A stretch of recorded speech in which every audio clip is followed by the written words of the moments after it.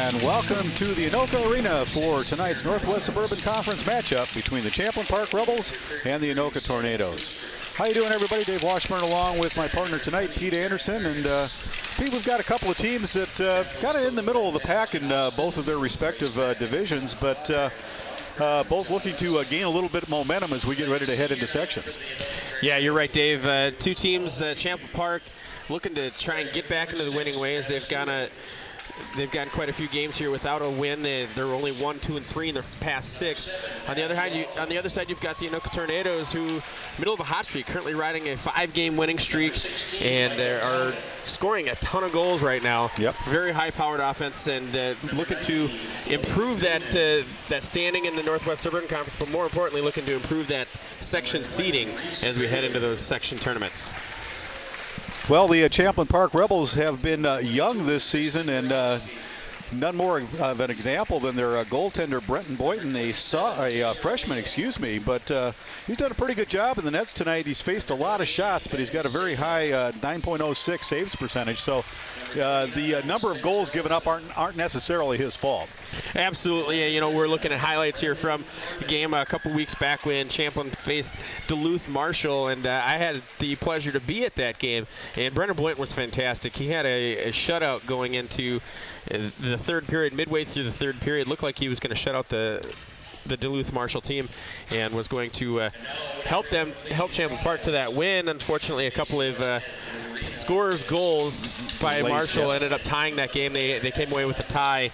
A little bit bitter taste for Champlin Park and Boynton, but he played fantastic in that game. All right, we've got the national anthem coming up. Let's listen in.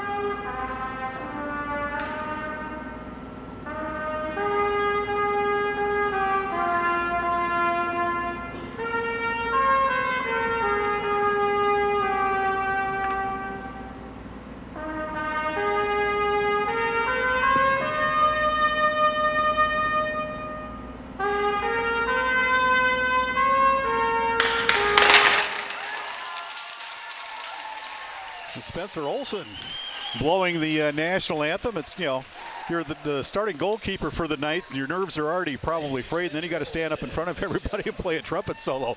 But nice rendition there by Spencer Olson, our starting goalkeeper for Anoka tonight.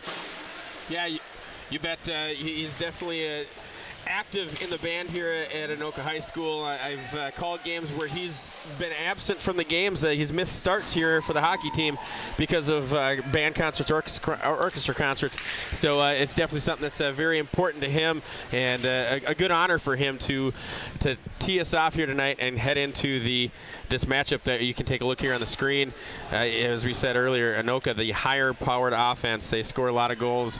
They are also very good on the power play, over 30% on the season in that regard. Excuse me, near 30%, 26.4 on the season. Yeah, Champlin Park has had some trouble scoring throughout the course of the year. They've been shut out 3 times on the season. Here's the starters for the Rebels. They start 2 freshmen and a sophomore across the front line tonight. It'll be Roberts, Kargas, and Schuster on the front line. Auer and Bateman back on defense. And then, as we mentioned, Brendan Boynton in the nets tonight for the Rebels. And then on the Anoka side, as in front of Spencer Olson, you've got Perry, Johnson, and Saba. Hudek and Suterer are on the blue line. All right, we are set to go. As the teams make their way out to the ice, Rebels win the draw, but controlled by Anoka right away as they're able to clear it out of their zone. Picked up by Carter Perry. Perry will skate in, left wing, tries to center a pass. Back behind the net it goes. Back there trying to dig it out, Ben Saba. Out on top, take it to the right side. Travis Hudak fires one in back behind the net. Tap down along the boards, back out on top. Shot fired in from the blue line by Suterer. And the Rebels able to clear it into the Anoka zone. Champlin Park will skate off on a quick change, and we've got an icing call. We'll bring it back the other way. Very active first shift for the Anoka Tornadoes, led there by Isaac Johnson, their top scorer. He had made a couple of nice plays and tried to get his defenseman Suterer in good position to take a shot, just got blocked in front. Well, that's the goal of the Tornadoes tonight, is to try to keep Boynton off guard and not let them get comfortable tonight and try to pepper them with a lot of shots. The Rebels have been outshot by their opponents by 10 goals, or 10 shots per game, I should say, through the course of the season. So that's been an issue for them so far this season. There's Talbot sending one in around the horn, back to the near side. Little battle for it there, kept in at the point. Nice job there by Reese Grayler, and right into the midsection of Boynton. We'll have a face-off coming up here in the Champlin Park zone. Yeah, good tip there in front by Giddings. Actually just maybe got a little bit too much of that puck as it ended up floating off of his off of the tip there, and Boynton able to track that all the way and get that one into the mitt. Fresh legs on the ice for both squads. Down into the corner it goes. Trying to dig it out there is Jared Wilbur. Wilbur leaves it in the corner. And it's frozen in along the boards there. Finally kicks out. And there's a shot just wide left by Wilbur. And once again, the Rebels look to clear. Out to center ice it goes, and the Tornadoes able to dump it right back in. Right now, Champlin Park just trying to clear their own zone and having issues with that. And we'll have a whistle and a face-off coming up here. Yeah, it's been all Tornadoes offensively here early on. Just a minute and a half in to this game. Champlin Park Rebels are going to need Derek Smith, Keegan Bauman, and Ryan Ingram to step up and get some offensive pressure in the Anoka Tornado end, as they haven't spent any time there yet. Yeah, another icing call, and we'll bring it back down into the Rebel zone once again, as we're just about a minute and a half into this one. A lot of face-offs here in the early going. Once again, Tornadoes win the draw. Along the sideboards it goes. And down into the corner as it's flipped in there by Wilbur. Once again, Anoka able to get control of it. Wilbur dumps it back in behind the net. Centering pass broken up there, poked away, and here come the Rebels. Skating out with it is Bauman. Centering pass and a shot right on. Taken there by Ryan Ingram. Ingram, one of the captains on this squad for the Rebels. Anoka looking to clear, unable to do so along the far boards, and finally controlling and clearing it out was Tristan Moravsky. Senior night at Anoka Arena. Final home game of the season for Anoka. They have one more to go as they go on the road to Totino Grace on Friday night. Champlin Park will be done with the regular season after tonight's game. Pass to the near side, unable to control though was Andy Sutterer. Down around the boards it goes, down into the corner. As they'll battle for it there. Rebels once again coming out. This time it's Sham Schuster. Schuster dumps it in. And here come the Tornadoes back the other way. Centering pass broke it up. Nice job getting the stick in there was Blake Auer for the Rebels to break up that pass. Down to the corner it goes. Unable to clear though was Max Shellum. Kept in at the point. Shot fired in wide left. Taken there by Hudak. And into the glove of Boynton, and will face it off once again in the Rebel zone.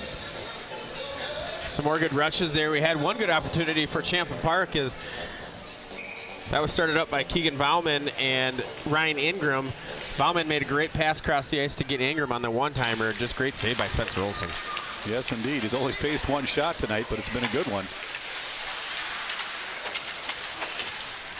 Tapped along the boards. Once again, the Tornadoes control in traffic. Shot away by Michael Talbot. Not quite sure how he got that one off. He had two defenders right on him, but able to get the shot away. Back behind the net. Talbot will drop it off there for Blake Newman. Talbot and Newman, of course, teammates on that state championship soccer team from last fall. Yeah, they showed a good connection there. Yep. Talbot to Newman, and then Newman making a great centering pass right in front of the net. Just couldn't find an open teammate there in the scoring area. And Brennan Boynton lucky that there wasn't a shot from there. Otherwise, he would have had the tough task to stop that one. Off the faceoff, Rebels win the draw, but lose it at center ice. Nice job stealing that one away by Cullen Hands. Into traffic in the near circle, and the Rebels control. Nice outlet pass onto the stick of Derek Roberts. He'll take it down into the corner, and the Tornadoes come away with it. Up the left side, shot ahead by, or passed ahead by Giddings, I should say. And it's out into neutral zone. Picked up there by Brady Swanstrom. Swanstrom trying to dig it out of the corner. He's got three Tornadoes around him. As the rest of his teammates late to get down into the zone, and here come the Tornadoes once again. Into traffic, puck somehow still comes through, and a shot away. Stopped there by Boynton. Loose in the circle, and into the corner it goes.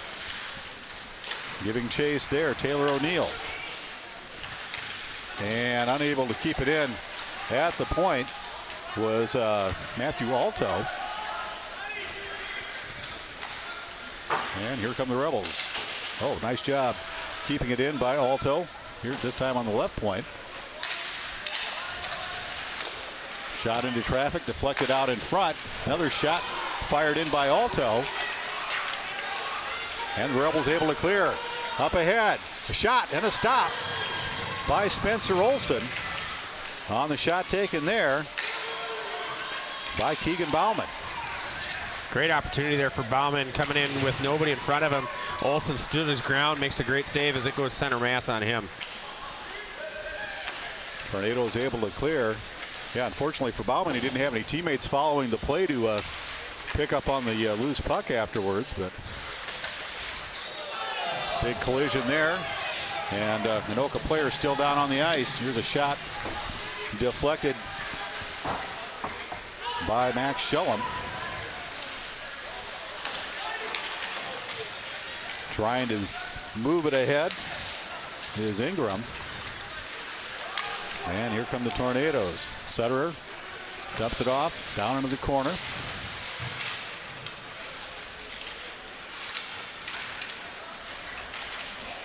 And the Tornadoes come out of there with it. Saba up on top. That shot deflected. Getting a stick on that was Derek Roberts. And it's collected by Hudek. That'll go all the way through. Icing call, and we'll this time bring it down to the Anoka. And I think this is the first face-off we've had in the Anoka zone here tonight. Absolutely. Champlin Park hasn't spent much time down in the Anoka zone. Only really two scoring opportunities. Both of them have been good shots, however. On the other side, it's been all Anoka. Did have a really nice, very clean hit by Blake Auer on Isaac Johnson. Johnson stayed down on the ice for a couple seconds. Maybe you think he was trying to draw that penalty, but yeah. He got up and skated the rest of the shift, so he's no worse for wear and plays on. All right, back to the action. Anoka quickly gets it into the Rebel zone. Shot into traffic, fired from the far point by Colin Hands. Rebels can't clear neutral. I think that one up into the bench, and we'll have a whistle and a face-off coming up here at neutral zone. Yeah, that one gets cleared through center, and just looks like it touched maybe the glove or a piece of equipment on the Champlin Park bench, and we'll have the neutral ice face-off Champlin really needs to start completing some of their passes, as they're more just dumping as they do right here, and really just throwing the puck to ice. And Anoka's the better skating team, so that's why they've been able to maintain possession so much better as they complete passes and they actually force the puck into the zone instead of just dumping it. Good observation. There's a pass up ahead, kicked ahead by Coltis, but nothing comes of it as once again the Tornadoes quickly pounce on the puck and clear the zone. Reese Grayler up ahead, and it'll be collected there by Kargas. That one comes all the way through. Nobody there for the Rebels, and once again the Tornadoes easily clear the zone. Up ahead, into traffic, picked up there, and attempting to clear was Kargas. Up ahead, shot fired wide right, taken there by Derek Roberts, and into the corner it goes. And guess who skates out? It's Anoka. As they flip ahead, back to break it up is Roberts, but once again set right into the zone as the Tornadoes change lines. Big hit right in front of the penalty box here. And coming out of there with it is Jared Wilbur. Wilbur will skate to the bench after dumping it into the Rebel zone. Battle for it in the corner, and the Rebels win the war. Right onto the stick of Bauman. Bauman's pass at center ice broken up, and once again the Tornadoes control.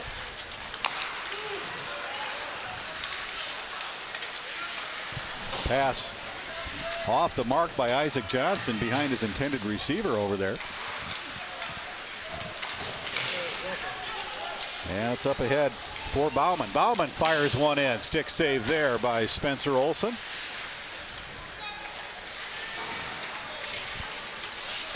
Well, if nothing else, at least Champlin Park is making their opportunities count. Every one of the shots they put on net on Spencer Olson has been a good scoring opportunity, and Olson's had to come up with some very confident, very good saves. No shakiness out of Olson here tonight. Right. Now here come the Tornadoes once again, skating through is Giddings. His pass intercepted, knocked down at center ice there as it was well behind Quinn Victoria.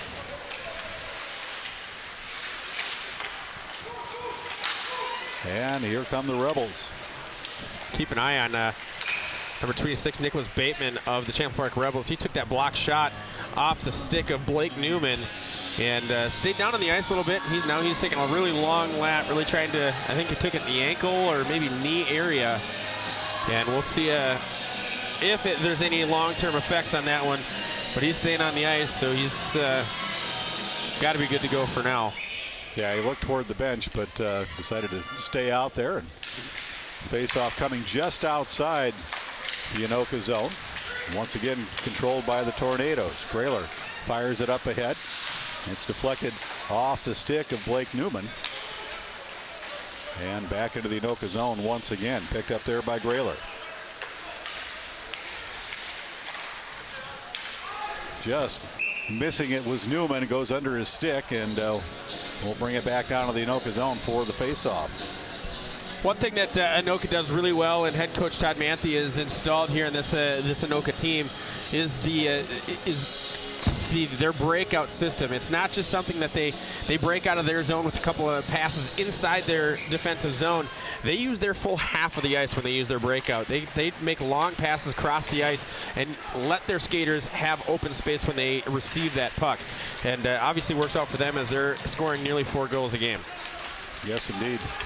Well, here come the Tornadoes 3-on-2. There's a shot right on, and Boynton makes the stop. Good positioning there for Boynton as that shot came in at an angle, and he held firm on that post, knowing that he couldn't give up an inch on that shot from Talbot. Yeah, Talbot got it right on, but Boynton there up to the task. And we'll switch out participants in the face-off here and drop the puck. Nice job keeping it in along the blue line there by Dylan McLaughlin. Outlet pass there was intended for Quinn Victoria, but a little bit behind him. As once again the Tornadoes move the puck back into the Champlin Park zone.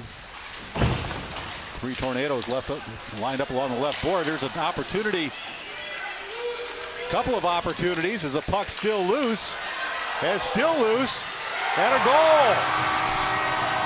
Great perseverance there by the Anoka Tornadoes. I believe that was Jared Wilbur with that score. That puck was bouncing around in there forever, and looks like we've got some pieces of Brendan Boynton's stick that falls off. But that's a great goal, great perseverance there by the entire Anoka 5 that were on the ice there. Multiple attempts that Boynton turned away. Finally, nothing Boynton can do as that puck skirted away, and Wilbur there with a ton of open net to look at. Yeah, we'll see if they give Moravsky an assist on that. He had the initial shot.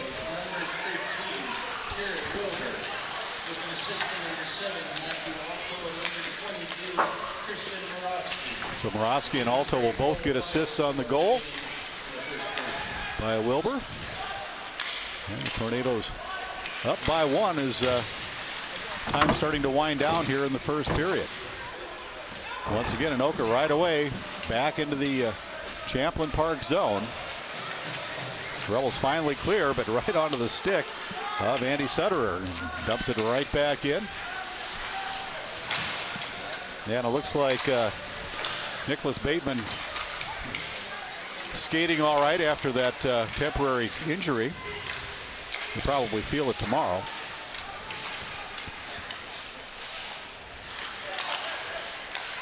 Rebels just unable to clear the zone as once again firing in a shot, Andy Sutterer, and once again Boynton covering it up.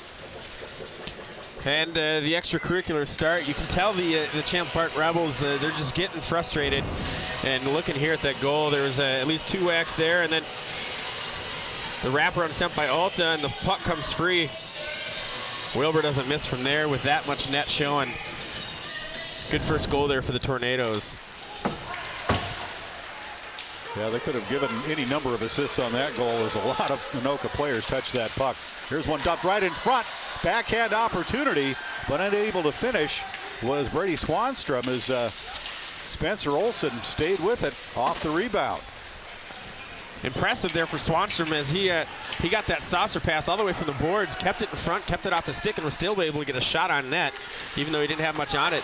That was impressive just to be able to get that opportunity. Yeah, his momentum pulling him away from the net and the puck, and was able to at least get a backhand on it and get something that Olson had to make a save on. So no cheapies for Spencer Olson tonight in the save department, as they've all been pretty good shots, right on the money. Here come the Tornadoes. At least momentarily, Reese Grayler had the puck and was able to dump it in.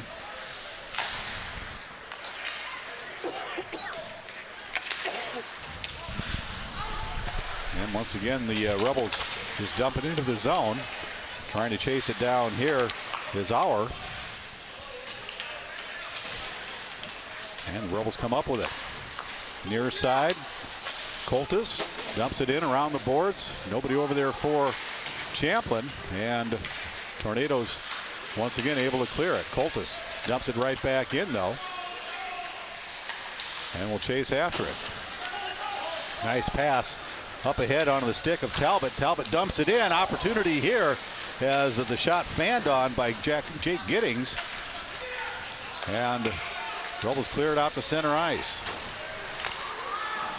That shot was actually meant to be a pass, and it actually rode up on Boynton, caught up in the backside of his blocker for a second. Scary moment there for Boynton, but comes away unscathed in that one. Big hit along the far boards as Wilbur taking a pounding as he skates in with it. Snee unable to clear for the Rebels, and they finally do get it out to center ice, at least to make Anoka tag up here. With just under 2 minutes to go. Tornadoes keeping the pressure on. Nice cross-ring pass there, picked up by Roberts. Has it poked away, though. And here come the Tornadoes trying to escape through the defense. Nice job staying with him was Jackson Snee. And this one deflected up over the net on the shot by Brady Swanstrom. Ryan Ingram is down after that hit. That was a big hit he took here on the near side in the glass. And he goes down hard and immediately comes up holding that shoulder. He's going to the locker room with the trainer right now. The way he's holding that arm, he didn't even try and pick up his stick. That's nope. And I guess now it looks like maybe he's holding his ribs. Could be a wrist. Yeah, hard to say. He's holding you can see him there heading toward the locker room. With just a minute 20 here left to go, you have to assume that he'll just take the rest of this period off, and hopefully he can get some treatment in the intermission and be back on the ice for the second period. He's a big part of the Champlin Park offense. Yeah, one of the team captains and one of the top scorers as well. There's a shot deflected in front of the net by Derek Smith as we're into the final minute of the period. Tornadoes trying to put together one last rally here before we go to the first intermission.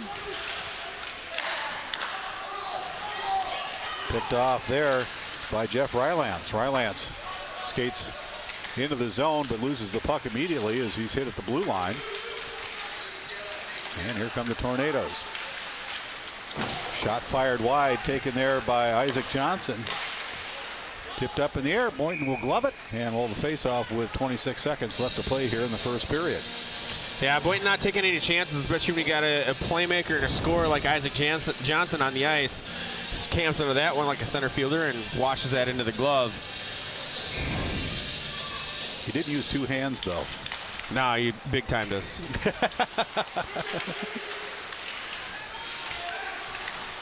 Shot fired in, pad save there. Off the shot by Colin Hands. Tapped in off the stick of Jake Giddings. Giddings will chase down into the corner, out on top. And once again, Hands with a shot. And that's it for the first period of play. So we'll head to the locker rooms on the first intermission here with Anoka on top by a score of 1-0. Dominating first period there by Anoka. Scoreboard only reflects one goal, but you know, that period was absolutely dominated by Anoka, shots-wise, possession-wise, and you know, one thing I was really impressed with, Dave, was their discipline and their ability to complete passes at any point in the ice. They're on fire right now, and I have to assume coming out of that first period, they're going to go in the locker room and say, let's keep it up and let's go put some more goals in the net. Yeah, and the Champlin Park's going to have to make some adjustments, figure out what they can do to complete some passes and try to get better possessions when they do get into the Anoka zone. Yeah, they sure will. They'll have to make sure that they maintain possession in that offensive zone and put some pressure on Spencer Olsen. Now, they've had some good shots, some good opportunities, but they haven't been able to ever sustain any pressure in the Anoka zone, and that'll be something that they'll have to address in the locker room and come back and fix. All right, it's 1-0 Anoka. We'll head to the locker room, and we'll be back with the second period right after this here on QCTV. QCTV is your local leader for high school sports. Tune in to watch your team compete from the start of the season to sections and beyond. Watch us live on Channel 15 and on the web at QCTV.org. You can also follow us on Facebook and Twitter to keep up to date with all of the teams in the North Metro area. See it all here on QCTV. Cedarburg puts it with the peanut butter in the top shelf. Hello and welcome to In the Game. I'm your host, Chris Carpenter. In the Game is a show that we do here at QCTV that focuses on the high school and amateur sports that we have going on in and around our four cities of Andover, Anoka, Champlin, and Ramsey. It's high school hockey season here in Minnesota, and here on In the Game, we are going to cover our boys' high school hockey teams. By Nate Chamberlain. Now in front of Sean the goal. And here come the Rebels back the other way. Perfect pass, shot off the crossbar and in. Oh, that went off the post. The shot hits traffic, rebound goal. Oh, tic-tac-toe, tape to tape, and put it away. The Huskies have... Swanstrom comes up, he goes wide to the right, now comes back to the center. Deacon gets it, goal! The Anoka boys hockey team plays in a very tough conference and is battling to hold its own this season. Here's more on the Anoka Tornadoes boys hockey team.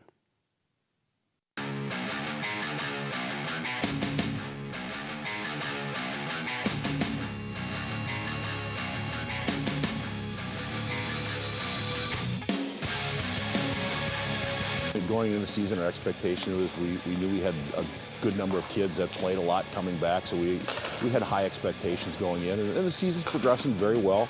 One of the things we just worked on is consistency. You know, every game showing up, playing for 51 minutes, it's gotten better. You know, as far as the work habits, the work efforts, doing little things, you know, that we'll continue to work on. It's been good. You know, we've won some games that we weren't expected to, and a lot of games have been closer when we should have maybe blown them out. But we're just looking to find some more consistency in both practices and games going into playoffs and the end of the season. What we've been preaching is putting together 3 hard periods, finishing off a full game, working on our D zone, helping our goalies out as much as we can. Offensively, we're set. We've been scoring on average 4 goals a game. Just competing for all 3 periods, every single minute. Working hard. We pride ourselves in working hard mainly, and just, I don't know, trying to get the puck in deep and just run our systems. Well, I hope to at least make it to the section final, because that's 1 game further than we made it last year. It'd be awesome to make it to state, but hopefully just get some good wins coming up here and have fun doing it. We knew that we had a lot of talent in the locker room. We made some goals. We wanted to make it to the section finals and win that thing and go to the state tournament, be relevant again.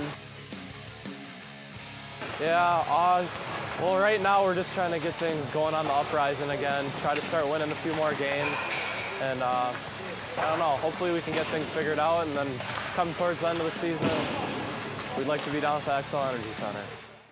The Andover Huskies have struggled some this year, but it's always important to note that what really matters is how you're playing at the end of the year.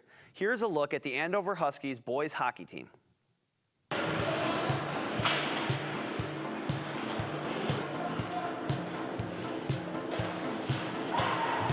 This is about the, 13th year of our program. We've kind of come from humble beginnings, winning a couple games the first few years. Then we found some success earlier, 5 or 6 years ago, and we've kind of continued that success until this year, where we're kind of stumbling through the worst season since I've been here, at least record-wise. Unfortunately, it coincides with the most difficult schedule we've ever had, so our overall record right now is 4-17, and we're on a 12-game losing streak. So we're having some trouble putting the puck in the net and a little trouble keeping it out, and that's leading to some poor results. The season has been a difficult one, and that's because of how talented the Northwest Suburban Conference is each year. Yeah, well, we split the conference into 2 pieces when we had some new teams join. So on our side, we have Centennial, Blaine, Anoka, Elk River, and Maple Grove along with us, and those teams are perennial top 10 or 15 teams in the state, so you're going to get 10 games right off the bat like that. And and then there's some teams on the other side that can't consistently throw a competitive team out there, but some years they're very good. Spring Lake Park, for example, this year is very good. Armstrong, Osseo, Totino Grace has a very good program. So you're going to get a battle every night, and that's kind of what you want out of your team. If you're in the trenches fighting every night, you have a chance, and with a chance to win, you'll have some success in the playoffs. As the season winds down, Coach Manny's message to the team is still a positive one. We kind of preach a message shift by shift. Every shift's like a new game to us, and don't worry about the last one, and don't look ahead to the next one. Just concentrate on doing your job while you're out on the ice, and if we put enough of those together, then we're going to have success. But we've seen every team that's except for probably the 9th seed in Cambridge Isani and Duluth Marshall, I guess. But we've seen Duluth East. We were competitive with them. We've seen Elk River twice. We've seen Grand Rapids. So we know what we're getting ourselves into, and there's some comfort in that too. Well, that's it for this edition of In the Game. If you want more In the Game or want more information regarding our sports schedules, or if you want to check out any of our sports or government programming, go to our website, www.qctv.org. Well, that's it. Thanks for watching. I'm Chris Carpenter, and we'll see you next time in the game.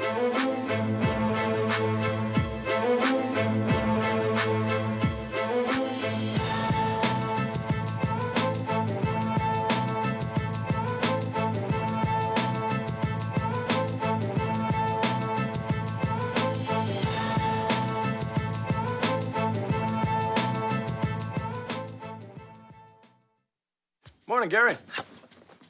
We are GetSchooled.com. You want a college education, don't you? You know you do. Yeah, but I don't know where to start. That's why we're here. We're free, handsome, I think we're breathtaking. and here to guide you through every step of the way, starting with attendance. Gary, financial aid forms. Biology homework, G. I got this. Is that Bran?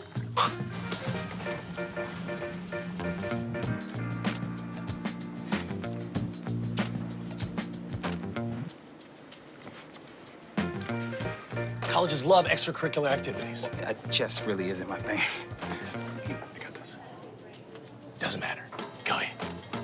Picking a college, man. You and us. We go together like tacos and Tuesday. And I love tacos. Fire and ice. Those don't really go together. Go to GetSchooled.com for more info. I finally got diagnosed with schizophrenia when I was 17, when I was in the 11th grade.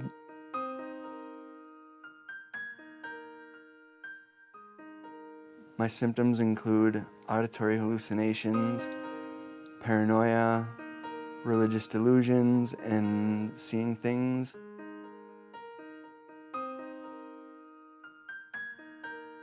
It's not scary, it's not weird, it's been happening ever since as long as I can remember.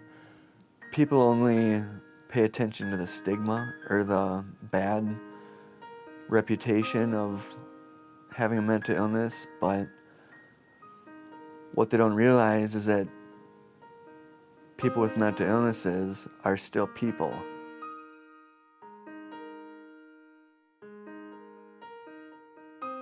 I work as a mix sound engineer. I run my own facility in downtown Minneapolis. All I do is work with music, either recording, mixing, or mastering, and that's my only source of income right now, and I'm doing it.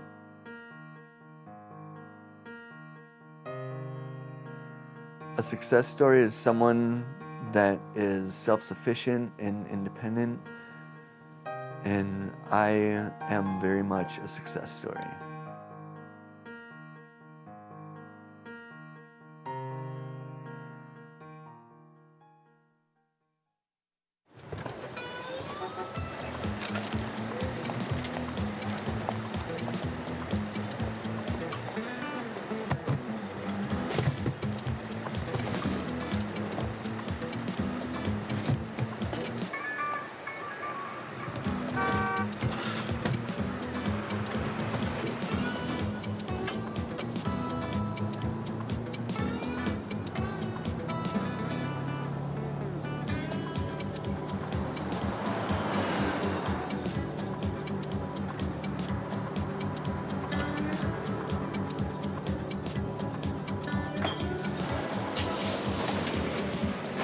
It's a short ride from your neighborhood to your naturehood.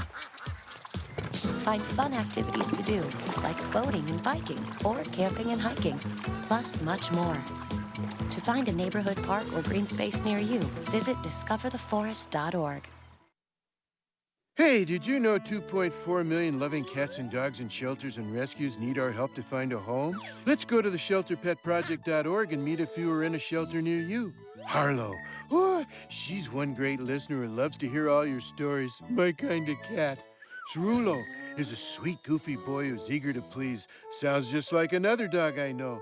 So go to the shelterpetproject.org, search your local shelters and rescues, and go for a cuddle with your next best friend. Adopt. Welcome back to Anoka Arena as the Tornadoes lead the Rebels by a score of 1-0. I'm Dave Washburn. He's Pete Anderson. And glad to have you folks back as we're moments away from the start of the second period. 1-0 Anoka on top. And not a whole lot to talk about statistic-wise. We didn't have any penalties in the first period. We just had the one score. And shots on goal, Anoka 13, Champlin Park 5. Yeah, it was a dominating first period performance. It's going to be interesting to see if Champlin Park can make the adjustments to come out and stifle some of that offensive pressure that Anoka put onto the into the offensive zone or of Champlin Park and build their own offensive pressure. So put something together where they can get into that zone and maybe cycle the puck a little bit, find that good shot that can get past Spencer Olsen. So far, their 5 shots, 4 of them have been really good scoring opportunities in that first period for Champlin. Well, let's take a look at the game recap for the first period. And just a big flurry in front of the net. Finally, Jared Wilbur able to find the puck, flip it up into the top right corner, or up on the top shelf with the peanut butter, as our friend Joe Rulin would say. He's watching at home. He heard that. He's going to be so excited. Yes, indeed. As, that was our lone goal of the first period. Yeah, and Pete, I think a lot of what we're seeing tonight is the experience of the Tornadoes versus the inexperience of the Rebels. They've got a lot of young players on this Rebels squad, and yeah, it's the end of the season, so they've got a full season under their belt, but they're still learning. Yeah, you know, you look at that Champlin team, and you know they've got some talent and some experience with the Ryan Ingram, Derek Smith, and Blake Auer, Nicholas Bateman. Those are all guys that they've got to be leaning on, and they have been. It's just once you get past that, then it's the guys that just really need to take that next step and use that off season to really develop. And that's where you're going to get to a point where Anoka's become where they were kind of in that spot that Champlin was in last year and just kind of struggling to get it all put together. And look at where they are this year, 13-9, and they minus that 1-6 game losing streak in the middle of their season. They're going to be one of the top teams in the Northwest Suburban Conference. Yeah, and I know when I was talking with assistant coach Bryce Mackin, before the game, we had talked early in the season, and that was one of the things that he said he was pretty happy with was the growth and improvement of some of these younger players through the course of the season, and they just need to continue to do that. Here's an opportunity here, and a shot fired up over the net, taken there by Keegan Bauman, one of the players we were talking about. And Rebels come out right away with some pressure, but he says, yeah, they're hoping that they can kind of jump up and surprise a couple of teams in the sections, and you never know what can happen after that. But yeah, they just hope some of the teams are kind of looking past them as they move into the section play coming up here. Yeah, and Anoka definitely has a couple of really solid offensive players, and Talbot Newman, and led by Isaac Johnson, who's he's well known for his hockey skills outside of the city of Anoka and the high school area of Anoka, and people know who that name is, especially when it comes to his skills with the puck and skills to find his open teammates. And he wasn't a part of that first goal, but he's definitely been close to getting into that scoring sheet here tonight so far. Yes, indeed. Here's another opportunity here for Anoka, and another goal, as that was tapped in. There on the score, Jack Giddings, and it's a 2-0 lead. Yeah, that puck kind of came free, and I don't even think Giddings got all of it. But, I think it was one of those situations where not getting a strong shot on it actually helped him because Boynton wasn't able to see it. And slipped through his 5-hole and goes through. And another goal there, a quick, easy goal there for Anoka, and they're up 2-0 here, and we're not even 90 seconds into this second period. Yeah, kind of threw the timing off on that, and just as you mentioned, snuck it in under the pads of Boynton. Here come the Tornadoes once again. Skating in is Giddings.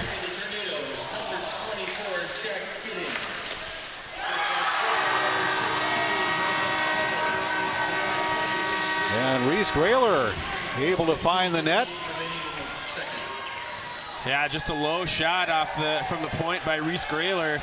Kind of skipped a little bit, but that one's one that you definitely think Boynton's going to be able to see all the way. Maybe he had a little bit of traffic in front. I didn't see anybody screening him all that well, but he did have to, resetting himself, and yeah, there was definitely some traffic there. Yep. That was more his own team's doing than anything else, and we're going to get a timeout here from Champlin.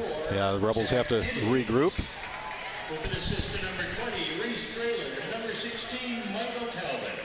So they're actually going to give that second goal to Giddings. He must have gotten a stick on it. And Grayler and Talbot will get the assist. Talbot got the assist on the first goal, so 2 assists. Yeah, it's for Talbot here in the last couple of minutes. Already a big scoring night here for Anoka. Is you've got Giddings with 2 points, Talbot with 2 points, Grayler getting involved. He's a top threat here from the blue line for Anoka.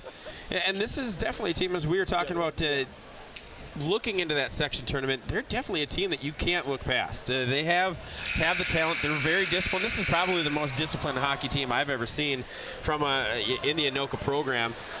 Champlin tried to get a little physical there in the first period after some frustrating times, and Anoka wasn't having anything of it. They just kind of skated away and did their thing. They're very smart with the puck. They're very precise with the puck, especially in their passing, their long passes across the ice, and it pays off here. And they've already got 3 goals here. That magic number, I made a note here coming into tonight's game. That magic number is 4 goals. They're 11-2 when they score 4. When they score 3 goals or less, they're 2-7. That's a very decisive number there. As we've got a delayed penalty coming up here, and it'll be the first penalty of the game. It's going to go on the Tornadoes, as heading for the box will be Travis Hudek. Getting an interference call there, and Hudek kind of gives a half-hearted shake of the head, like he pretended like he wasn't expecting that call. He just kind of has to do that. He doesn't look like he's just taking the call, but it was an easy call to make. As nice scoring opportunity right there off the faceoff. Well, Rebels with the first power play opportunity of the night, first penalty of the game, as we went that whole first period without a whistle. Well, we had some whistles, but no penalties, let's put it that way. As Rebels with a short-handed opportunity here, shot fired in, deflected before it got to the net. As putting some pressure on here, Isaac Johnson. And finally, the Rebels will come away with it. Johnson still putting some pressure on. As some forechecking here by the Tornadoes. This one scoots through, and the Rebels will try to get control of it. Loose puck out at the top of the slot. Shot fired in into traffic once again on the shot taken there by Nicholas Bateman, and we've got a whistle. Well, there's good news and there's bad news. The good news for Champlin Park is that Ryan Ingram's back on the ice. He was on that power play. Bad news is he's going to the box, and it'll make it a 4-on-4 for the next 1:08 in game time for the trip. Nicholas Bateman with an opportunity there, just fans on the shot, and then Ingram, as he's coming from behind, gets the stick lodged into the Anoka skater and brings him to the ice. All right, so we'll just have a little over a minute of 4-on-4 hockey, and then the Tornadoes will have an abbreviated power play, barring another penalty here. And unable to keep it in the zone was Will Ellingson, excuse me. There's a shot fired by Ellingson right on, and Spencer Olsen up to the task. Yeah, Jackson Snee with a pass that just kind of drifted a little bit on him, and he was trying to set up Ellingson with the one-timer, as Ellingson had a lane straight down the middle, but Snee's pass bounces on the blue line. Ellingson wisely brings it back out, then brings it in and gets a good shot on net, and Olsen has to make a good save above his head. Tornadoes come away with it. Just about the outlet pass just about took Blake Newman's head off, as he had to duck away from that one, and that will result in an icing call, so we'll bring it back the other way. Yeah, and that's maybe a break there for Champlin, because as that one was right on, if Blake lets that hit his head, he's it's a fair play. Exactly. Although we don't recommend that for any hockey player, but limit those hits to the head. Yes, exactly. Here's an opportunity here, a goal. Michael Talbot, tired of getting assists, he goes ahead and puts it in himself to make it a 4-0 game.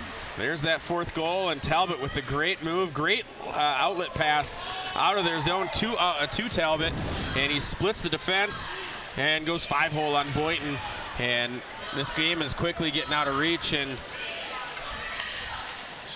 well, I just see on the Champlin bench their backup goalie, who's number 1 today. Usually their backup goalie is Will Keebler. But it's Avery Nelson, the sophomore, standing up there ready to go if called upon. So it only took 3.5 minutes into the second period, but 3 quick goals on the boards here for Anoka, and the domination that they showed in the first period is starting to show up on the scoreboard now. As Anoka back at full strength, Tornadoes will have about a 46-second power play here. That'll be their first of the evening. Yeah, so both teams now with an abbreviated 1 minute or so power play, and offside will be the call. We'll bring it back out and face it off outside the Champlin zone. It's kind of a really unforgivable offside is Ben Saba just lazily stepped in as Isaac Johnson was carrying the puck. He had open space. There's no need for him to pass that when he just needs to get across the ice, and they have a 30-second power play in the zone. Yeah, just a momentary loss of focus there, I think, and Tornadoes blasted into the zone, and they'll set up here for a short power play. 21 seconds left. This one shot fired wide right, goes into the back of the net, but puck still in play, and Rebels able to clear it, and that should do it for the Anoka power play. So both teams with a short power play, neither able to take advantage of it, although Anoka was able to score on the 4-on-4 situation. And the Rebels back at full strength.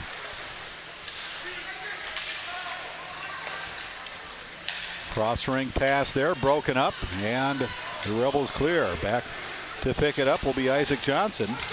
Johnson hounded there by Ingram. He'll skate up along the right side and have it poked away as just getting pounded out there around the blue line, and unable to keep it in. Reese Grayler kind of looked up looking for someone to pass to and lost control of the puck as it floated out into center ice. Rebels looking for a chance here. Ingram trapped in the zone, wasn't sure if he was onside or not. And the Rebels dump it in as they'll switch out 5. Skating in but losing the puck was Victoria. And we'll have an icing call. We'll bring it back to the other end with just under 11.5 to go here in the second period. Anoka opening up a 4-goal lead here with 3 goals in the early going of the second. Yeah, it's a struggle right now for Champlin Park. They've got to put something together, kind of put the first half of the game as we're getting to the midpoint of the game here. Put that behind them and really just focus on winning the next 10 minutes. And then, you win that 10 minutes, get a goal or maybe 2, and then you feel like you've got a chance in this game. But you got to put this game into smaller chunks and just win the next 10 minutes and get there. And there's another goal for Anoka. Yeah, Talbot with a beautiful pass right onto the stick of Jack Giddings. Giddings picks up his second tonight, his third actually. We've got a hat. Yes, indeed. Just one.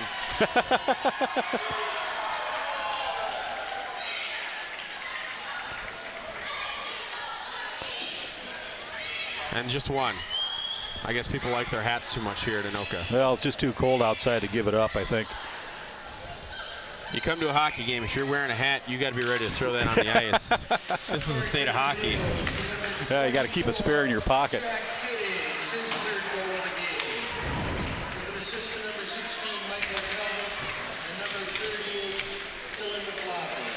McLaughlin will also get an assist on the goal as Talbot picks up his 3rd assist of the night. Giddings wasn't done. He nearly got his 4th right there. Wow. Here's Talbot with an opportunity, looking for his 2nd to go along with 3 assists, and he's tripped up in front of the net. And a few words being spoken after the fact, but we're going to have another power play coming up here for Anoka. Oh, they're going to call that on, I thought that was going on Sam Schuster. Instead, that's going to be called on Jeff Rylance for the hook, I believe that was the call. So Anoka will get their first, well, I mean, all things considered, their first full penalty power play opportunity. And as we mentioned at the outset, they're a 26.4% power play team, so that's a pretty potent power play to begin with. Champlin Park on the other side, they kill at an 82.7% rate. Yeah, so not too bad from that aspect for the Rebels.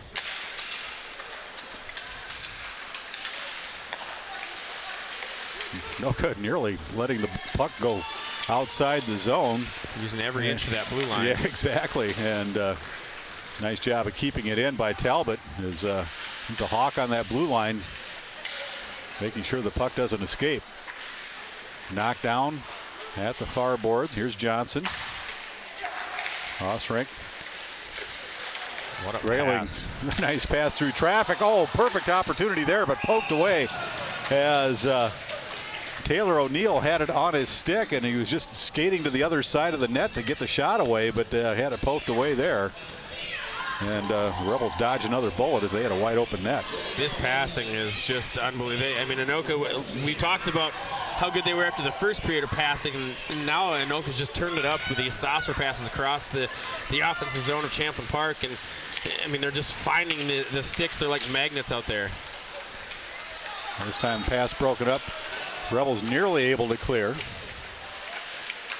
And the Tornadoes will set it up. Talbot over to Johnson. Johnson shot deflected up behind the net by Boynton, and the Rebels able to clear the length of the ice. A little over a minute to go here on the power play for Anoka.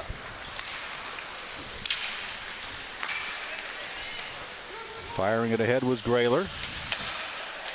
Talbot will take it at the blue line. Johnson off to Talbot. Fires one in through traffic. Puck loose. Was it carried in?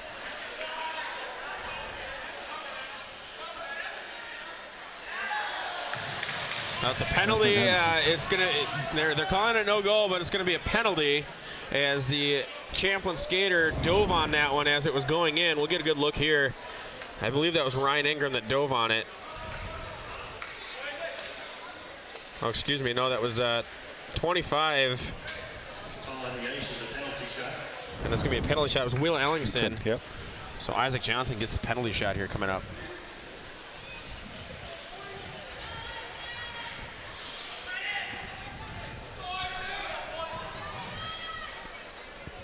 Wait for the officials. All right, now we're all set.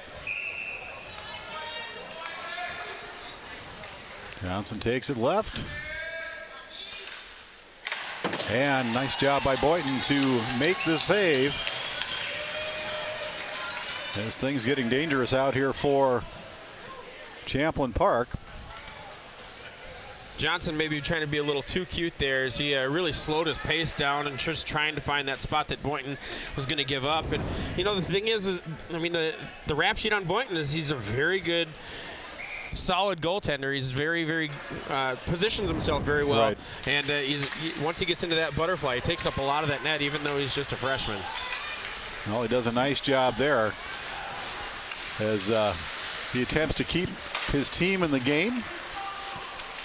And they don't post the shots here, but it's got to be an incredible Anoka lead. They were up by eight shots at the end of the first period, and it's got to be at least twice that now.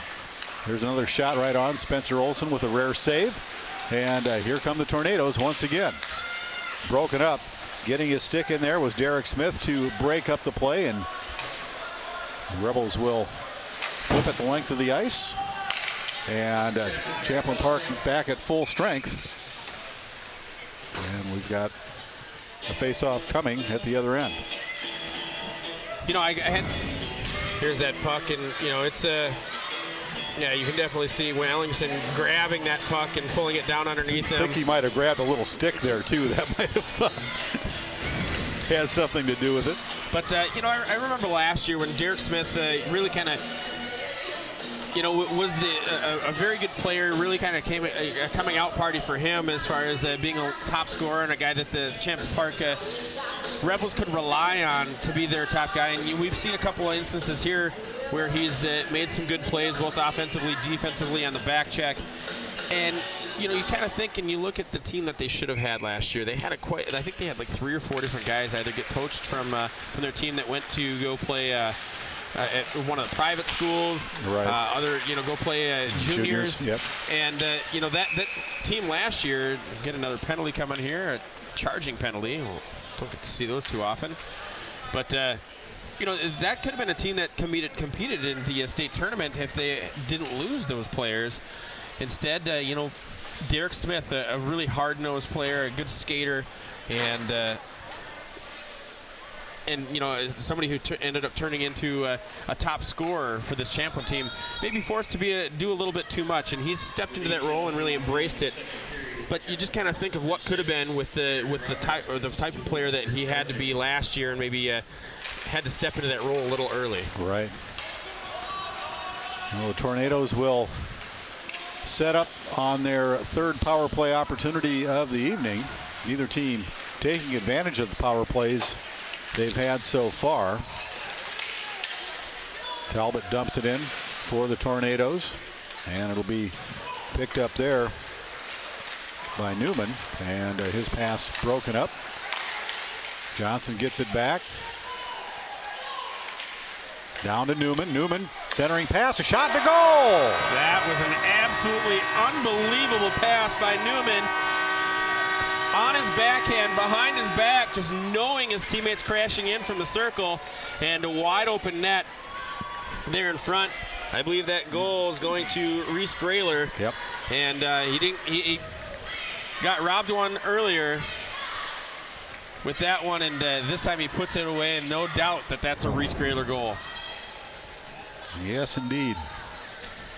So he picks up his first goal of the night. Second point of the evening. Yep.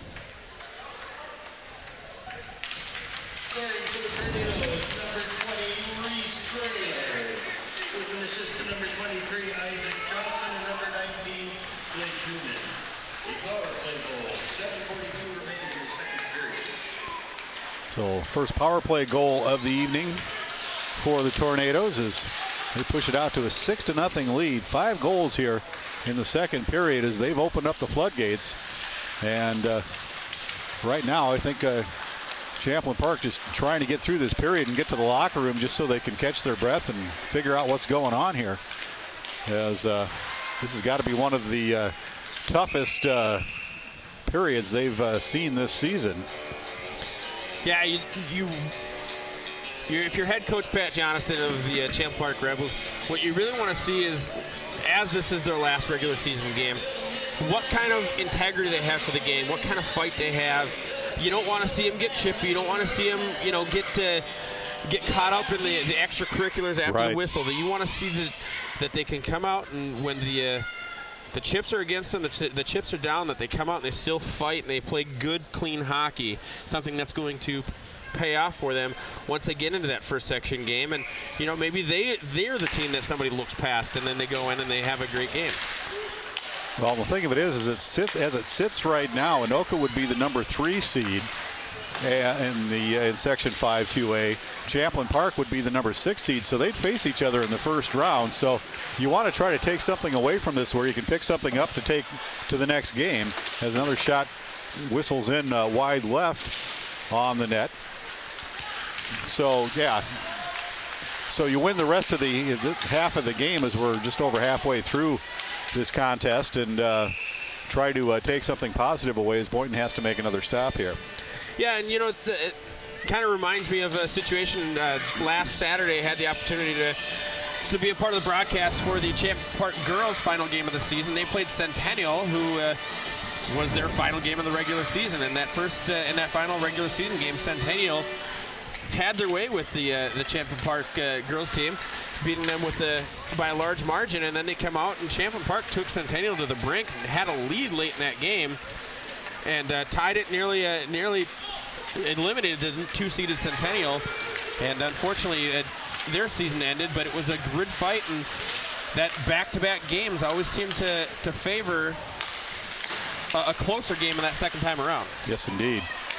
Yeah, it's harder to get away with some of the stuff the team may not be familiar with, as you get a good opportunity to study somebody when you're playing against them. A little back and forth here at center ice. Finally squirts through into the Anoka zone. Nearly stopped at the blue line, but skipping under the stick of Victoria.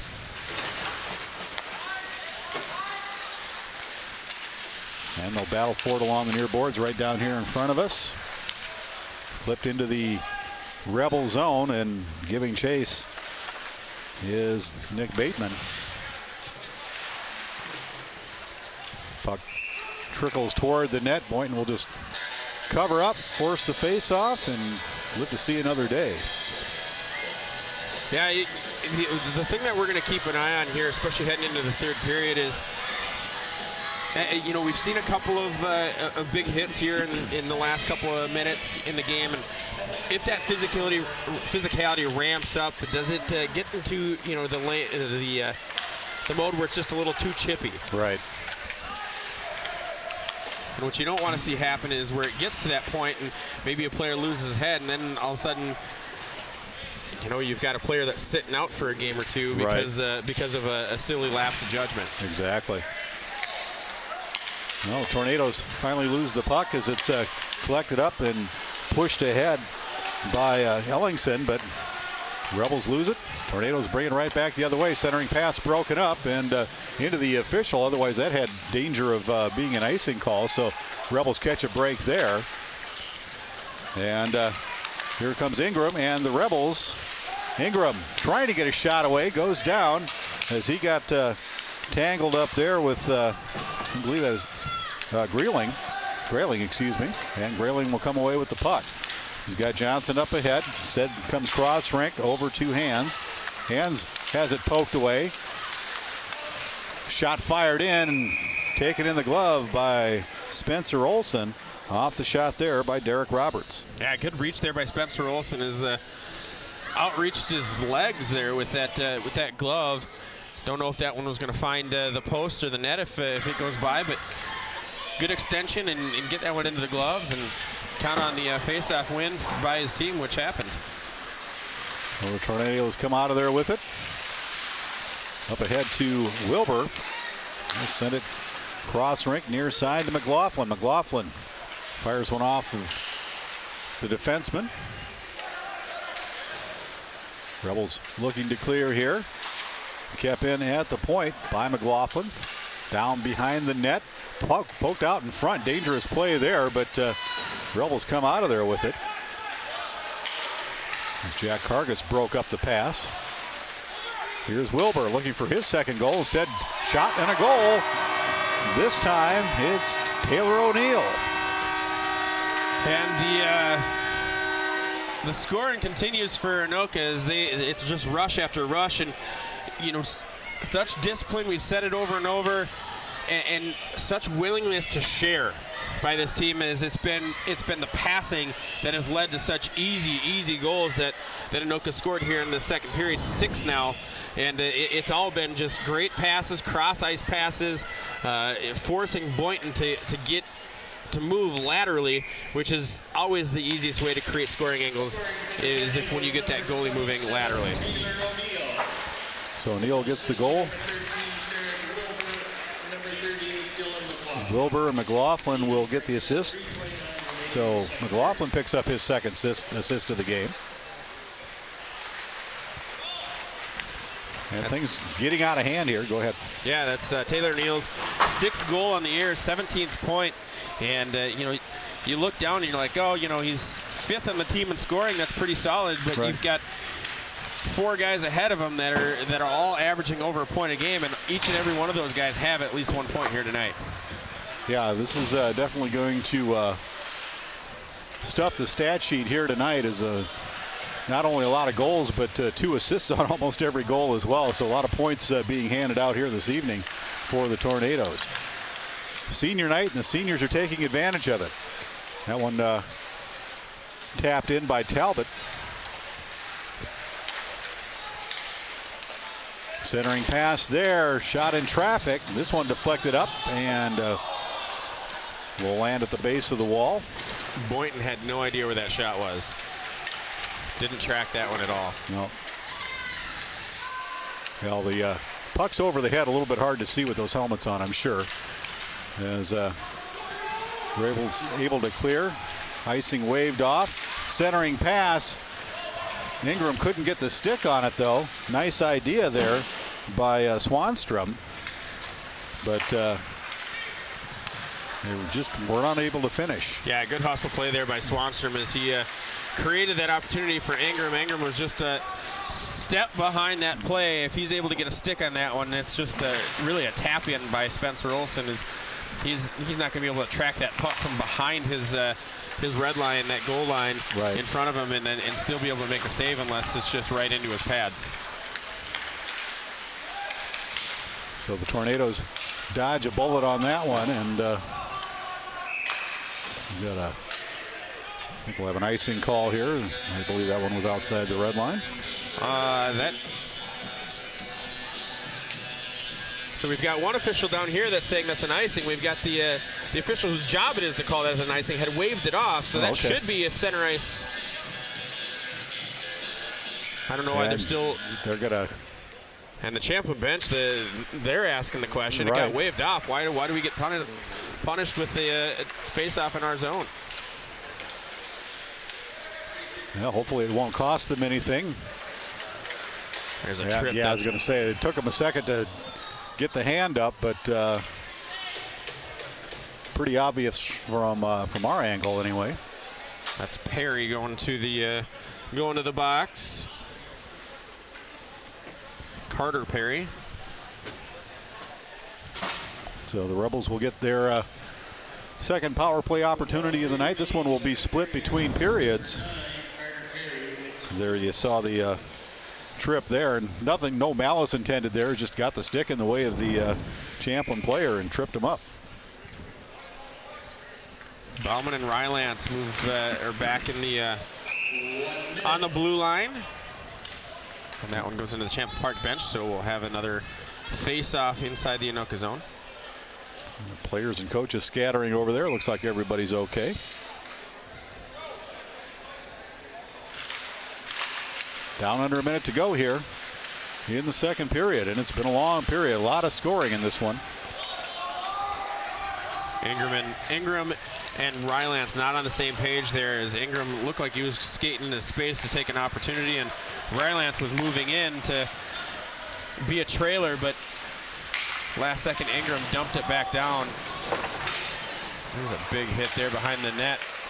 Well, Tornadoes trying to clear that one by firing it around the boards, but it bumped off as something kicked out in front of the into the slot area. So that one turned into a bit of a dangerous pass there. As down to 20 seconds to go, and chasing it down is Rylance for the Rebels. Pass in by Derek Smith, off an Anoka player, and down around behind the net it goes. Ingram gives chase, unable to get there though. We'll come back to Ingram. Goes over the back of the official, and that will end the first period of play. So 6 goals in the period, and a decisive Anoka lead here. Absolutely. That was we thought that first period was a decisive period. Exactly. That's what a decisive period looks like.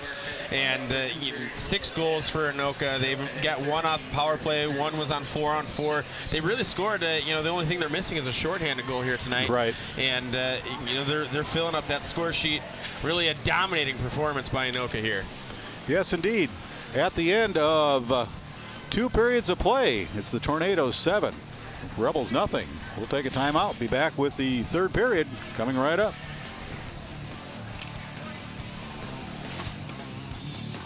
Stewart, Sheriff of Anoka County, and I'd like to invite you to watch The Sheriff Show on QCTV.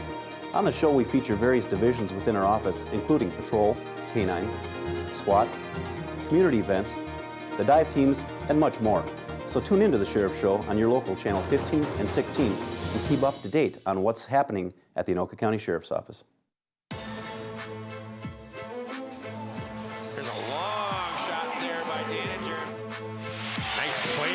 Trimble earning the and one. Smith lost her dribble, gets it to a cutting Zimmer. Nice play, and Zimmer converts. For the steal, doesn't get it. Pass inside, nice move. Up and good, nice layup. Slater comes up with it, tries to go up and under and hits. Oh, that's working it around the world, Pete. All the way around. Hello and welcome to In the Game. I'm your host, Chris Carpenter. In the Game is a show that we do here at QCTV that focuses on high school and amateur sports that we have going on in and around our 4 cities of Andover, Anoka, Champlin, and Ramsey. It's winter here in Minnesota, and that means high school basketball season. And on today's show, we are going to focus on our girls' high school basketball teams. Let's start with the Andover Huskies. The Huskies are coming off of a season where they reached the state tournament, so expectations are pretty high this year. Let's take a look at the Andover girls' basketball team. It was an incredible season for us. We had a young team coming in. We didn't really know what to expect. We'd lost a lot of seniors. So we kind of took the approach that it was just going to be a journey where our job was to get better every week, and we're going to see how it ended up. And we kind of came together. We became a very good defensive team. We became an unselfish team, and so we had a nice run. It was just a lot of fun. So coming off of a successful year, Coach Belschner is happy with where the team is at. I think we're in a good spot right now. We had a lot of people back with experience. We lost some key people. We've kind of taken the same approach that our job is to get better every week, and our goal is to be peaking at the end of the season. So far I think we're on pace. You know, we've had our ups, our downs. We're kind of still a work in progress, but I feel like we're making progress going forward. So, Senior Gabby Garcia also talked about her experience going to the state tournament. It was super fun and exciting, like nerve-wracking. Like I was super nervous to just sitting in the locker room, waiting to play or watching other games. Super nervous, nerve-wracking. Team goal would be to work together so we can make it to that section championship and just play as a team together. The Northwest Suburban Conference is once again tough, but Coach Belschner says that the team needs to stick to their game plan. the Northwest Suburban is really good this year, and it has been the last couple years. So there's a number of teams that are ranked, and I would say every game we play, you're playing great teams, great competition. Our approach has always been, in our conference, there's a lot of talented teams. And so our goal has got to be to get better every day. Our goal has got to be the aggressor whenever we take the court. We have to be the better team, and what I mean by that is we have to play better defense. We have to share the basketball and work together. We have to do the little things well if we're going to be successful. And so our goal every day is just to get better, and it's to focus on those things, not so much the wins and losses right now. The Anoka girls basketball team has had some success in the Northwest Suburban Conference early this year, and they're hoping to build on that for the rest of the season. Let's look at the Anoka Tornadoes girls basketball team.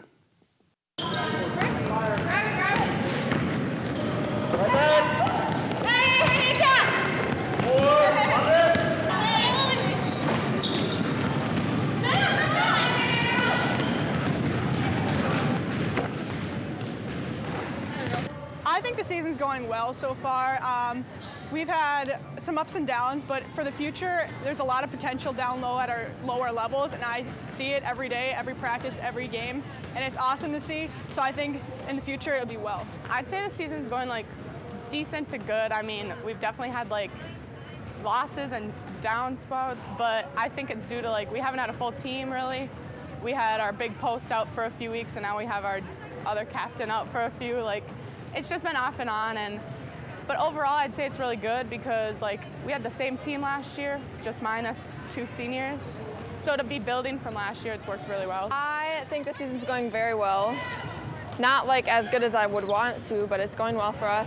We've had a few tough losses that we definitely should have won, but besides those, we've given a good fight for a lot of teams. And the goal for this season, I really, really want to make the state this year. It's my senior year, and I've made it to state other years, so this is my main goal. When I was a freshman and sophomore, we had this really big powerhouse group of seniors, and we graduated 9 of them actually when I was a sophomore, and after that we were really young. And we had a little bit of trouble trying to fill those big shoes, but I think we're getting there. We're kind of almost at that point now where we can do some of the things that they've done, go to state and win the section title, which is my goal, or I think everybody's goal this year. the more we play as a team, the better we do. And I think if we just continue doing that next year, it'll keep going.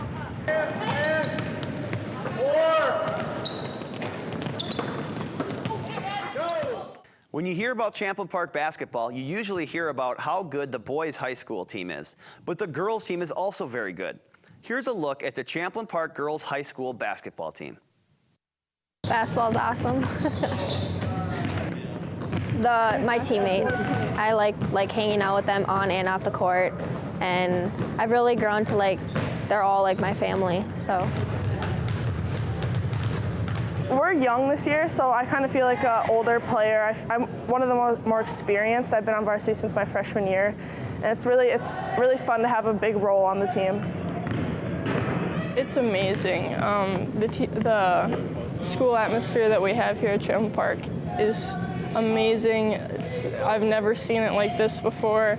Our school is really into our sports, and that's exciting because it makes me excited about what I do. So it's a really cool thing to have. Yeah, it's much more than basketball to me. I mean, I've been around these girls for the last 3 years. I've gotten to know them as students and as athletes. You know, they're student athletes, so I wanted to be great students inside the classroom. I also feel like, you know, we're not here just for basketball. We're here to, you know, help them become great women. So it's basketball, but it's also about life lessons. And, you know, I have quite a few seniors who are going to be going on to play college basketball. We're preparing them for what comes after high school, and just kind of, you know, how women want to be treated, how, you know, it's kind of like life lessons. And yeah, come cheer us on. We're fun to watch. Definitely come and cheer us on. I mean, we like fans. I mean, we have a very, very big gym to fill up, and so it's nice to have fans that come and support us, and especially from the community. But yeah, always come to a game, home or away. Wear your rebel blue. I can print it off at home and run somewhere else so that they have a nice game. Well, that's it for this edition of In the Game. If you want more In the Game or want more information regarding our sports schedules, or if you want to check out any of our sports or government programming, go to our website, www.qctv.org. Well, that's it. Thanks for watching. I'm Chris Carpenter, and we'll see you next time in the game.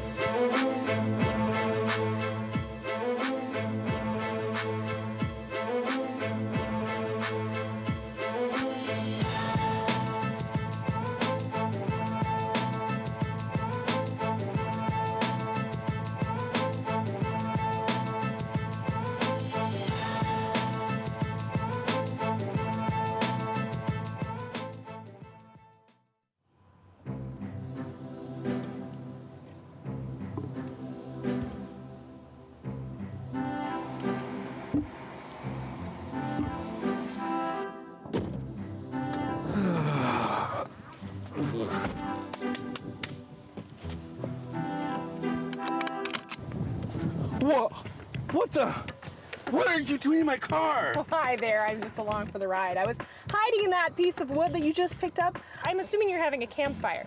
Well, I'll just tag along and check out your healthy trees, maybe infest them and kill them off. No big deal. This is not happening. Get out of my car. No, I don't think I will. No. No. Get out of my car. No. Right now. No. Get out. No. Shoo. No. What are you doing? What are you doing? No. No. Get out. That's not nice. You could be unknowingly spreading emerald ash borer. By moving firewood and logs from other areas, you could be spreading this devious little insect, killing our beautiful ash trees. Don't spread emerald ash borer. Buy firewood where you burn it. Okay, so we drowned the fire. Yep. Stirred it. Drowned it again. And now just feel if it's cold. Yeah. Cool.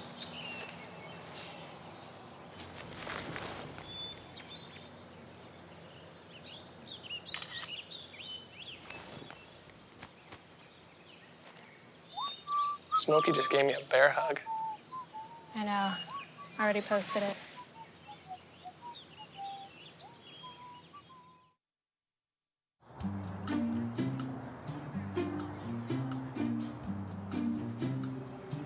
don't worry. 74 people were picked before me in the NFL draft. To fight childhood obesity, United Way and the NFL are helping kids play at least 60 minutes a day. Okay, time for the team obstacle course. Yay! What this place needs is more healthy kids. To get involved or donate, go to unitedway.org/play60. Now I get it.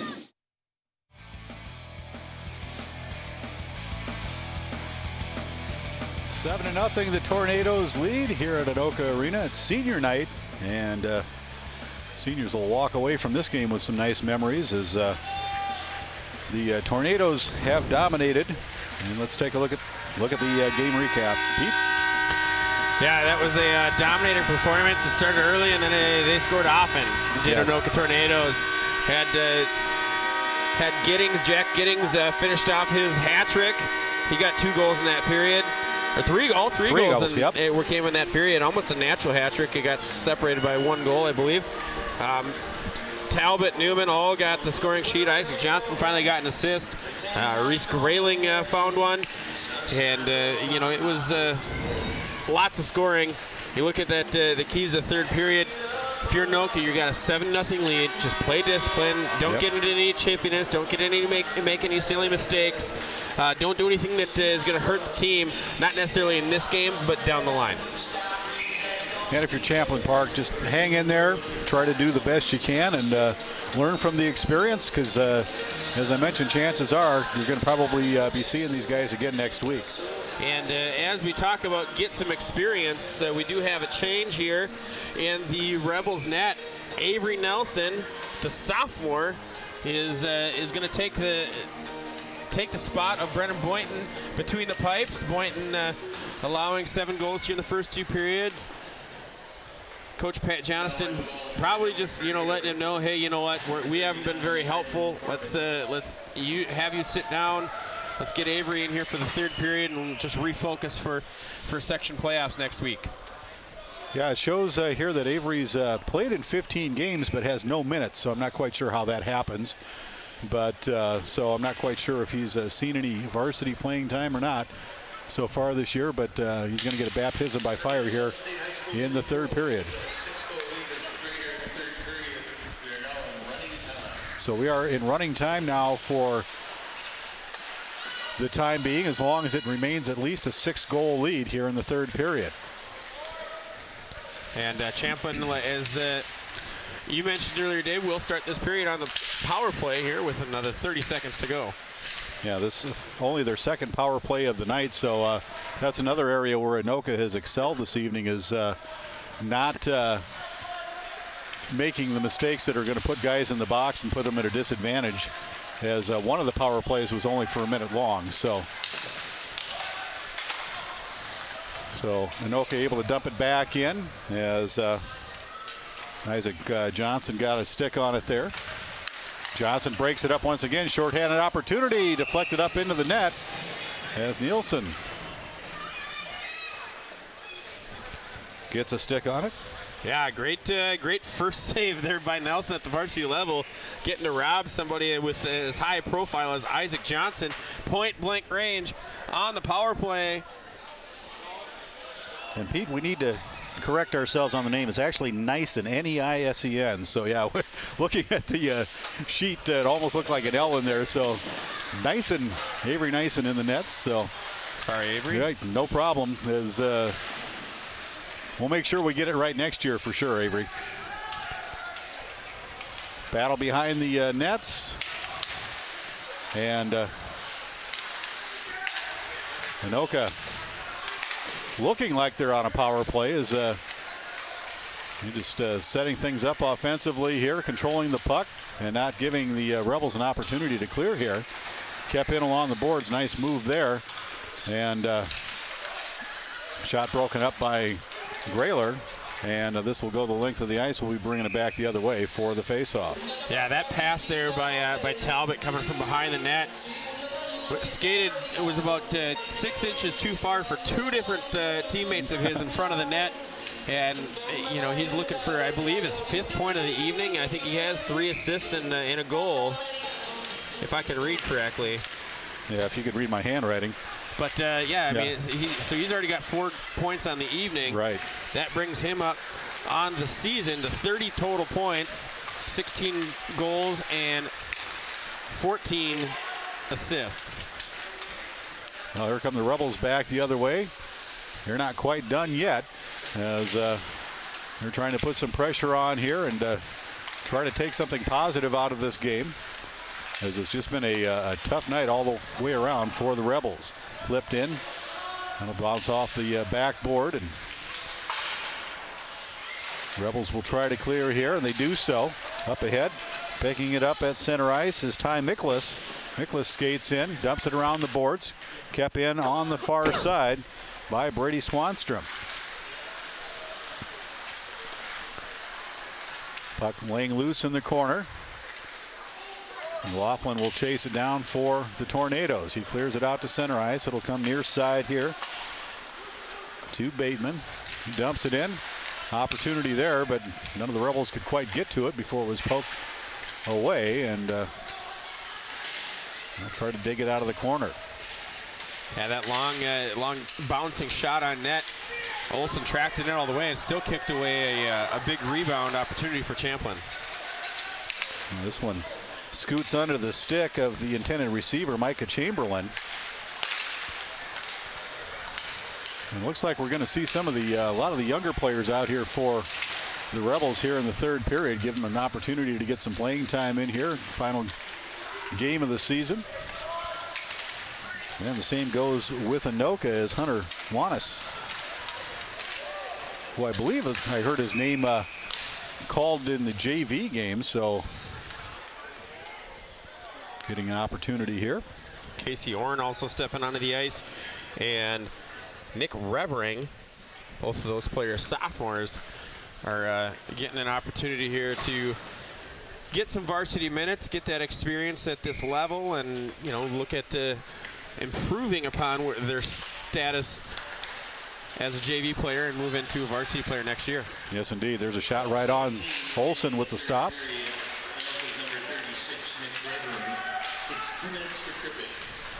Oh, penalty on the Tornadoes, so another power play here for Champlin Park, as Revering goes in the box for tripping. Didn't even notice that one being called. Yeah, that was Casey Orn. Revering gets called for the tripping, but then Casey Orn on the shorthanded attempt gets a nice shot attempt, and that one goes directly onto Nyson, and he holds on and will get a face-off. Off the draw, Rebels come away with it. Picking it up is Ellingson. Fires it ahead and dumping it in, Sam Schuster.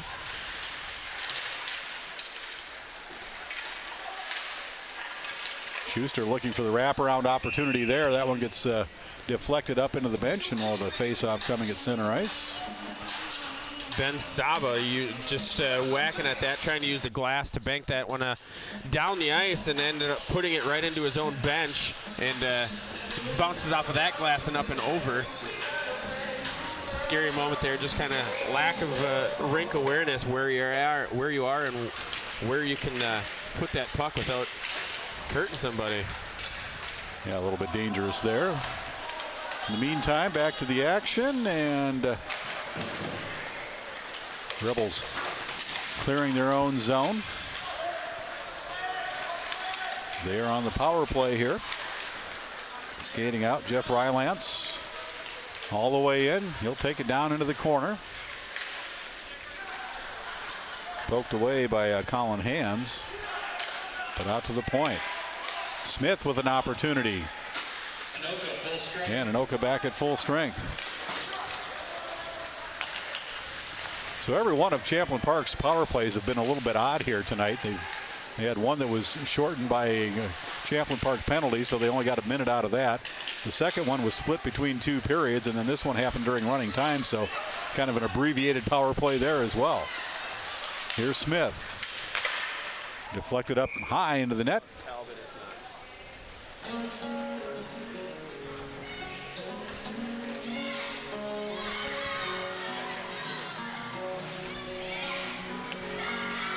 So clock continues to run as we near the 9.5-minute mark.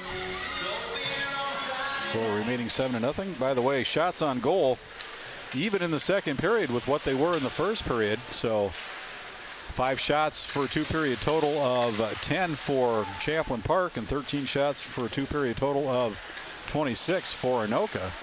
Anoka made the best, scoring six times on those 13 shots in the second period. Opportunity here for Talbot. Goes off the side of the net and covered up by Nyson. Nyson.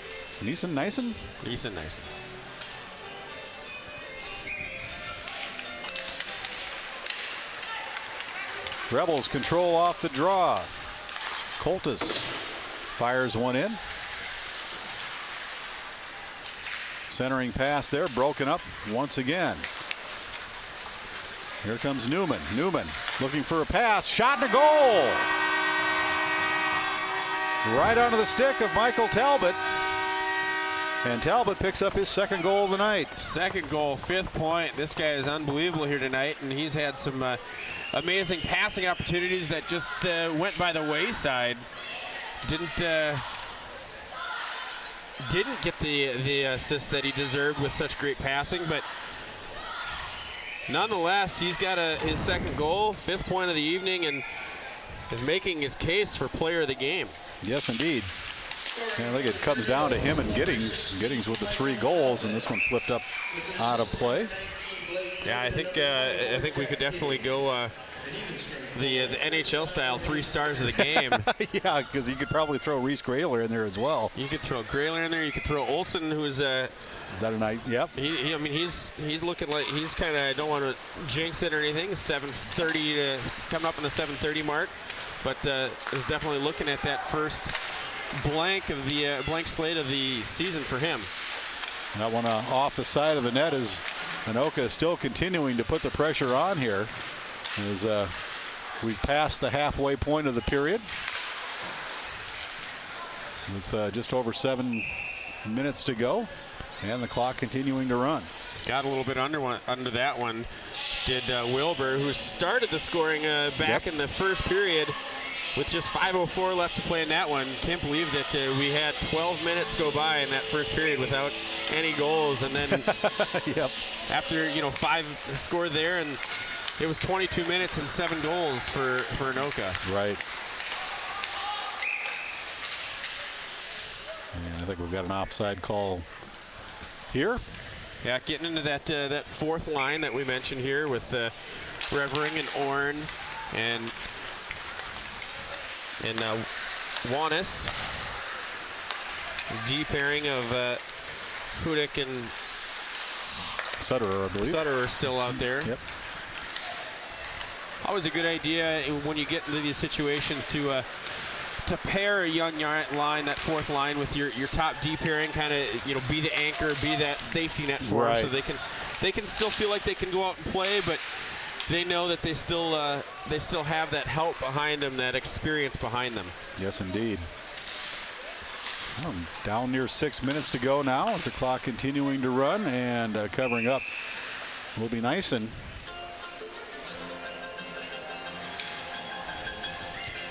There's head coach Todd Manthe, who's definitely enjoying this game. Sometimes you talk to Coach Manthe and doesn't give you many smiles. I don't think he's going to give you a smile, even though it's an 8-0 game. But after all the players have left the locker room and it's just him and the rest of his coaching staff, they're going to smile about this one. Yes, indeed. Yeah, that will definitely give the Tornadoes some good momentum going into Section 5-2A. As I mentioned, as it sits right now, they should be the number 3 seed. They've got one more regular season game to play on Friday night at Totino Grace. And Totino Grace has struggled a little bit this season. They're not the Totino Grace that you normally would expect. They're only 7-14-2 on the season. So another opportunity for some more momentum as everybody goes crashing in on this one. Yeah, we got some fans of the game here. Got some moves out there. Yes, indeed. Having fun here. We're getting to see a lot of goals. Take our eyes off of that scrum that happened here on the ice. Yes. Isaac Johnson goes into Avery Neeson pretty hard. Have we decided if is it Neeson or Neeson? Or we're just going to flip-flop? Yeah, I'm not sure. Yeah, we've got another penalty coming up here as heading into the box for the Tornadoes will be Carter Perry, the sophomore. I believe that's a roughing. So Johnson goes in there and kind of fans on it, then gets upended into the goaltender, and Carter Perry kind of dives in at the defense of Isaac Johnson. That's the silly stuff. And let you know. Yep. You know, he thinks he's going in and trying to help his teammate out, but you know the whole reason that they're down there anyways is because he made that move and he got upended. I don't think that anybody was going after Johnson, and Perry jumps in and creates a little bit of a fracas, is I think what they would call that. Yeah. I think that's the first time in my life I've used that word correctly. Well, the face-off after they talk it over is moved down into the Anoka zone as it should be, as they were charged with the penalty. And immediately, though, the Tornadoes able to push it back into the Rebel zone, with the Rebels on their 4th power play of the night. Just over 3 minutes to go in this one as time running out on the season for the Rebels.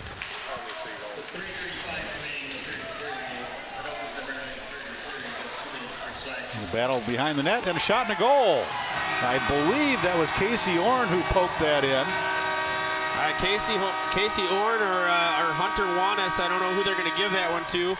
Well, I'd like to see the replay on that one, but we made mention of it going into the second intermission that the only way they haven't scored so far was a shorthanded. Yep, and they get one here. Sure enough, there it is. And we'll see right here. There's Wanis that kicks that one out, and that's all Wanis. All right. Scoring for Anoka, number 15, Hunter Wanis, with an assist to number 4, Casey Orr, number 38, McLaughlin picks up his 3rd assist of the night on the goal. That is Casey Orn's first varsity point of his career. And Hunter Wanis, that's his 2nd varsity goal. And he's now up to 4 points on the varsity level. All right. Down into the final 2 minutes to go here. That one scoots all the way down as Anoka able to clear it the length of the ice. 9 seconds left to go, so for all intents and purposes, they've successfully killed the penalty, as we'll have an icing call here. We'll bring it back the other way, and time will expire as Anoka back at full strength.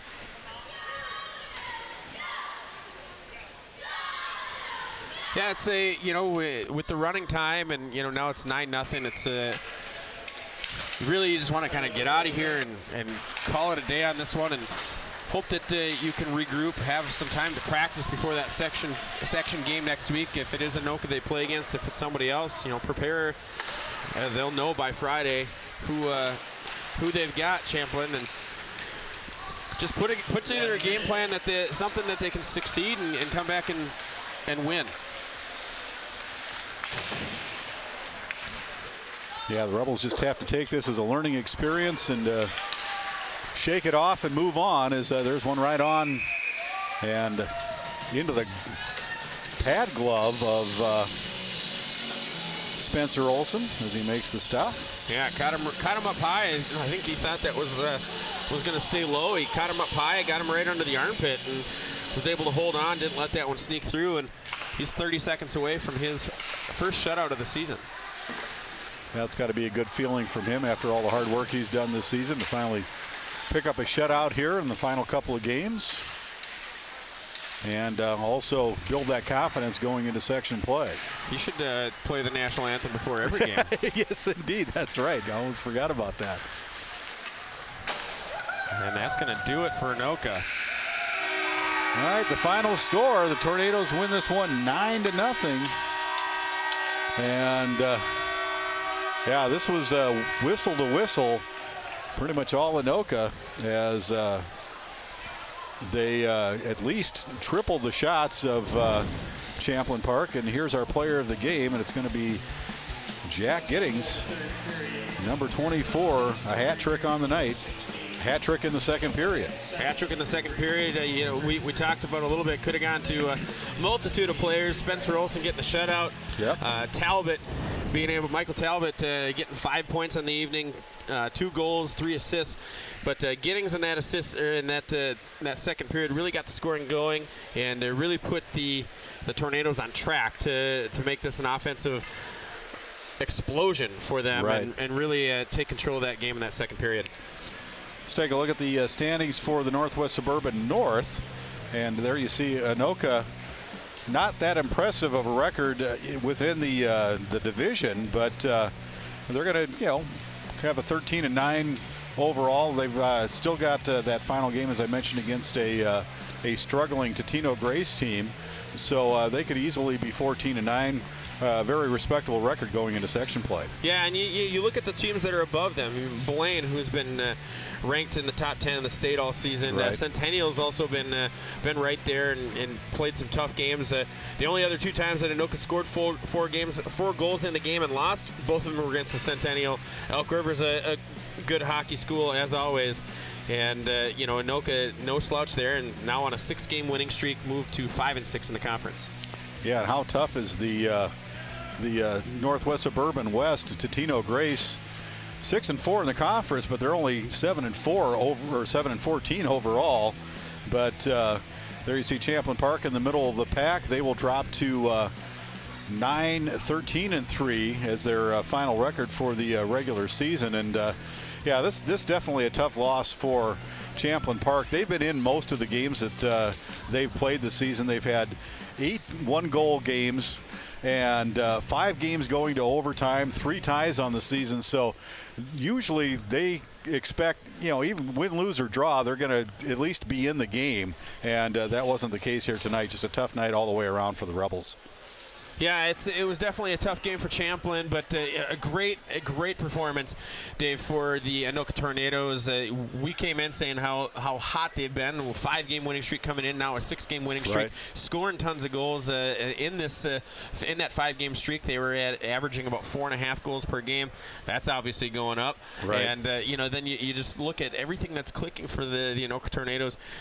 I said it during the game. I haven't seen a team play this well, this smart, and this discipline from the Anoka High School, I think, ever. And right, I got to see that 2003 state hockey team. That was a very talented hockey team, but they had their moments where they would make some silly mistakes. Yeah, so we'll have to see how things play out here as we head into the section playoffs next week. As I mentioned, Anoka still with 1 game left to play at Totino Grace. I don't know that that'll have much bearing on the seedings as they sit right now. I think there's a couple of games difference between the team above them and the team below them. So one win or loss one way or the other shouldn't make that much of a difference. So we've got a pretty good chance that these 2 teams are going to face each other next week. Yeah, we'll see what if that is the case, how Champlin comes out and what they bring to the table and what kind of adjustments they make.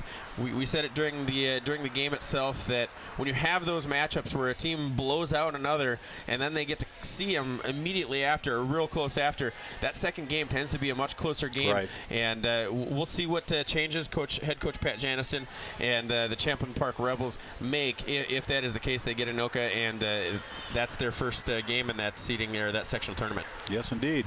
Well, that'll wrap things up here from the Anoka Arena. The final score: Anoka Tornadoes 9, Champlin Park Rebels nothing. For my partner, Pete Anderson, and the rest of the crew, I'm Dave Washburn. Have a good night, everybody.